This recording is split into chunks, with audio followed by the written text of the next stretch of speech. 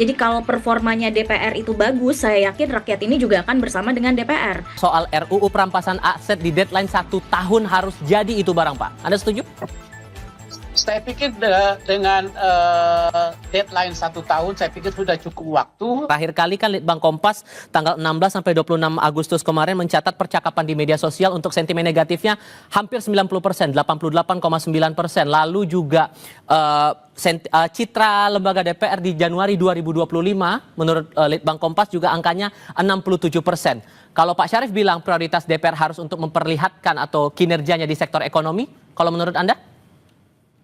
Ya, Mas Tifal. Jadi kalau kita bicara soal kepuasan dan kepercayaan publik kepada DPR, ini kan sebetulnya bicara soal kinerja ya, atau performa. Jadi kalau performanya DPR itu bagus, saya yakin rakyat ini juga akan bersama dengan DPR. Bahkan sepakat untuk memberikan gaji yang menunjang betul kerja-kerja DPR begitu.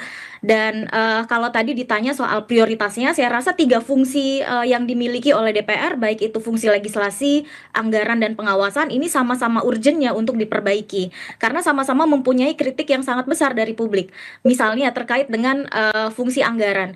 Kalau kita flashback ke hal-hal yang membuat masyarakat akhirnya turun ke jalan menyampaikan kemarahan, ini kan salah satunya terkait dengan ketidakadilan anggaran ya. Ya. Masyarakat melihat anggaran kita, APBN kita itu dikelola dengan tidak adil, di mana ada fasilitas fantastis untuk pejabat, tapi di sisi lain ada kebijakan efisiensi yang bahkan masuk ke sektor pelayanan publik dasar begitu. Oke. Nah, ketika kita bicara soal ketidakadilan anggaran, di sini kan ada peran DPR yang besar ya, karena DPR bersama dengan pemerintah melakukan pembahasan terkait dengan anggaran itu. Nah, di sini konteksnya saya rasa kalau memang ke depan benar-benar mau memperbaiki relasi dengan publik, karena kita sepakat bahwa DPR ini kan dapat mandat begitu ya dari publik atau mewakili rakyat begitu, ya kinerja di seluruh aspek itu harus menjadi perhatian. Oke. Salah satu yang memang sedang menjadi concern masyarakat karena ini kita sedang ada pada situasi kondisi ekonomi yang sulit begitu ya, masyarakat juga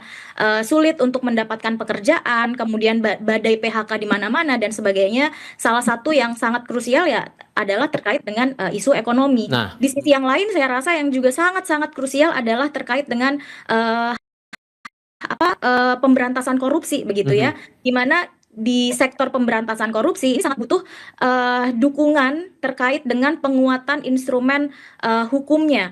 Sudah dari bertahun-tahun yang lalu banyak sekali suara kepada DPR untuk segera membahas RUU perampasan aset itu. misalnya, yang tentu saja ini penting sekali untuk kita ingatkan bahwa tidak hanya sekedar buru-buru membahas dan mengesahkan. Iya, Pak Tapi Syarif, kalau Anda melihatnya gimana? meaningful participation-nya yang juga harus diperhatikan. Meaningful participation ditambah soal RUU perampasan aset di deadline 1 tahun harus jadi itu barang Pak. Anda setuju?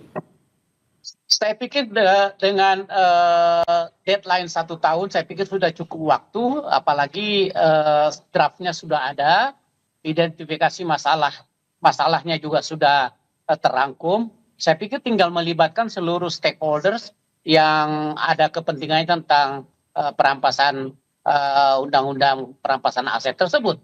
Jadi melibatkan masyarakat secara luas dan tentunya dalam hal ini yang lebih selektif. Dan saya pikir kalau perlu ya melibatkan ECW, kalau perlu melibatkan adik-adik mahasiswa dan sebagainya, organisasi mahasiswa dilibatkan penuh sehingga tidak ada satupun yang tertinggal di dalam pembahasan tersebut.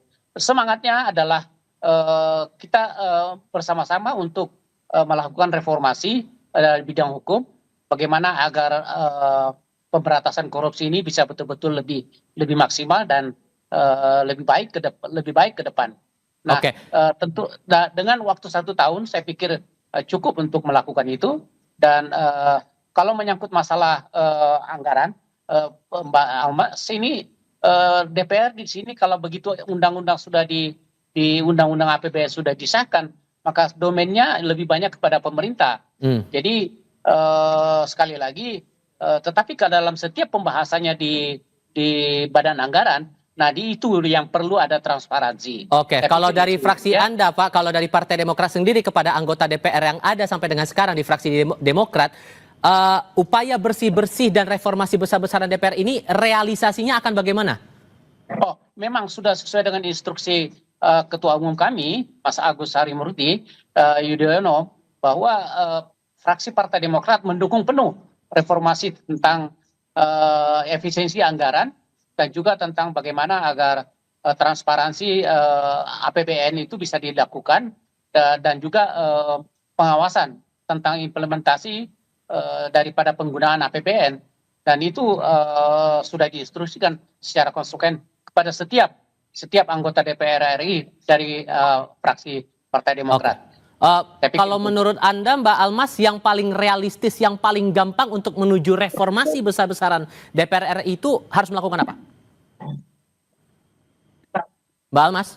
Iya, iya. Pertama DPR tadi ya Mas ya, ini harus segera merealisasikan komitmen untuk memperkuat transparansi dan akuntabilitasnya.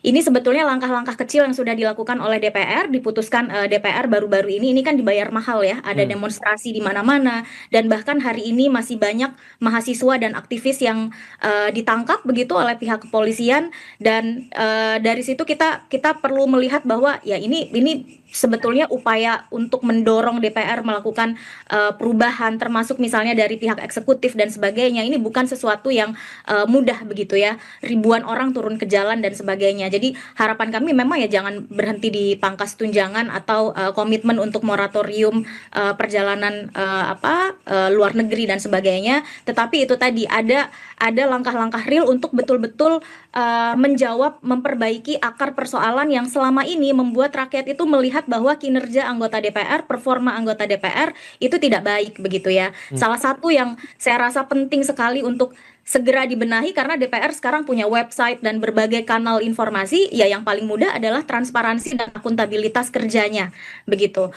Prioritisasi pembahasan anggaran begitu ya, pembahasan undang-undang seperti misalnya yang berkaitan langsung dengan kepentingan publik yang sudah dibahas atau dituntut sejak lama oleh publik, ini harus segera dibahas dengan tadi ya, catatannya adalah membuka pintu atau ruang pelibatan publik yang bukan manipulation participation tapi meaningful participation gitu ya, atau partisipasi yang bermakna dari publik.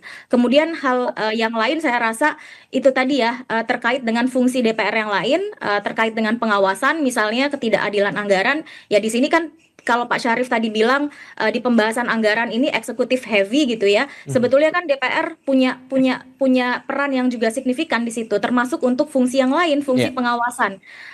Diawasi dong, dikritisi ketika pemerintah mengajukan anggaran atau menyampaikan laporan dan sebagainya. DPR harus hadir mewakili rakyat untuk mengkritisi pemerintah begitu, bukan sekedar misalnya memberikan legitimasi. Apalagi Mas Tifal yang juga menjadi kritik atau pertanyaan publik, kenapa soal kinerja dan performa ini selalu disuarakan begitu ya. Ini kan bukan hanya terkait dengan gaji dan tunjangan yang tinggi, tapi hal yang lain ya, jumlah anggota DPR kita kan terus bertambah. Ada juga misalnya uang pensiun dan sebagainya yang rasanya di sini penting sekali untuk DPR terus berbenah